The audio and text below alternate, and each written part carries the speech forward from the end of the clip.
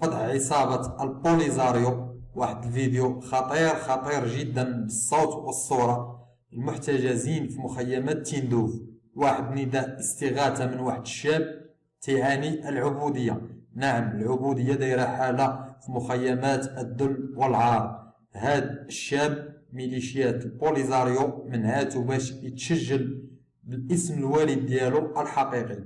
المشكل كاين في الشخص الذي يستعبده، يتعرض دائما للتهديد والقتل والضرب، وتطلب منه الشخص الذي يستعبده لا بغى ينعتق من العبودية خاص الأب ديالو الحقيقي يدفع المال باش يتحرر. شاهدوا الفيديو يا إخواني.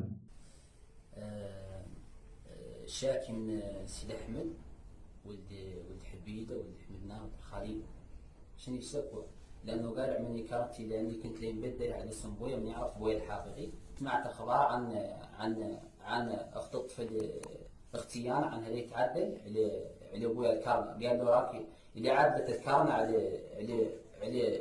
عليك راك لي تدخل مشكلة كبيرة ما تمرقها. وعادي يهددني بالقتل انا اللي خاصة عندي يهددني بالقتل، عادي يهددنا التهديد المانع. وقال لي مالي منين نعرف منين عدل. قال لي الكواق ونقيسو. قال لي بوك الحقيقي نقيسوه ويعرف عنه ولده. لي قال لي يعرف باش لي الشريك من عندنا ويعرف باش مشري امك. وتقعد تشاكي وراك العالم الصحراوي شاكي بالسلطات الصحراويه.